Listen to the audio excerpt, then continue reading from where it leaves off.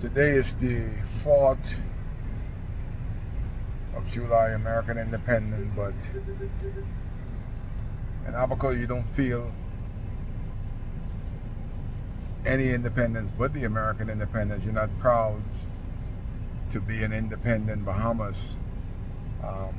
From Kai Mills hourglass, I think we would have been better off if we're still British. A matter of fact, I was born in 1961. I was born a British. I didn't ask anybody, nobody never asked me whether I wanted to be independent. I was a part of that Abaco independence movement. We prefer back then to be our own country. Abaco would have been a beautiful place if we would have achieved independence from the rest of the Bahamas, because we are officially independent today. After Category 5 hurricane, all our monies is being taken out of Abaco and nothing has been replaced, rebuilt, or redone. While the Prime Minister of the Commonwealth of the Bahamas, Philip Brave Davis, won't pocket up money to send abroad, hundreds of people are still homeless. The government has built 5 structures, plus the F&M built 5 structures, and they are still not livable 5 years after the hurricane, 3 years after the PLP. But immediately, they want to pocket up our taxpayers' money to send abroad when we still is suffering from the after effect of Hurricane Dorian and Hurricane Nicole. They forgot that we had 2 hurricanes in 3 years, and still the government haven't come ashore.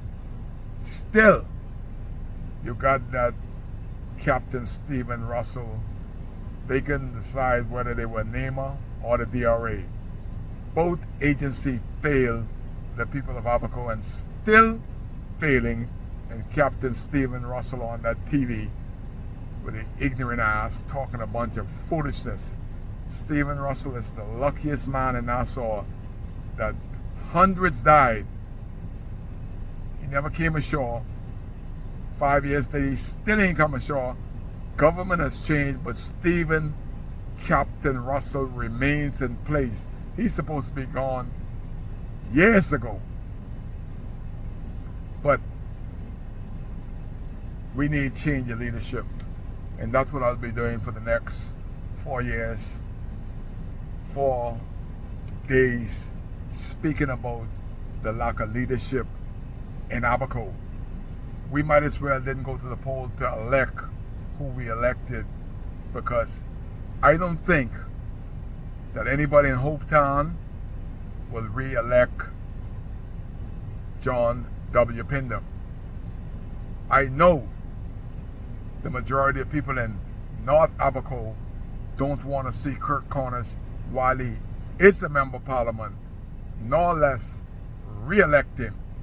So we are in dire need the same leadership, knowledge of person that has integrity, Kai Mills, so much that the police continues to kidnap me, continue to take away my constitutional rights, continue to not have me fed. You imagine that they lock you up for 5 days, 4 days you ain't feed, you don't have nothing to eat, and the Inspector Dana Roll say he don't give a hell if Kai live or die. That's the police in the Marsh Harbor jail under the leadership of Hart, saying that they don't care if a citizen of the Commonwealth of the Bahamas doesn't eat. He don't care if he's died. Inspector Dana Roll, a pure ass and an idiot. And Dana Roll just arrived, and he's already a corrupt cop. He ain't no police. He is a police. I'm just starting with Dana Roll. I'm gonna drop something on y'all. Y'all keep listening. See all these scratches all over my lip? That's all the disease I got being locked up in the Marsh Harbor jail illegally. Kidnapped me as a prisoner of free press.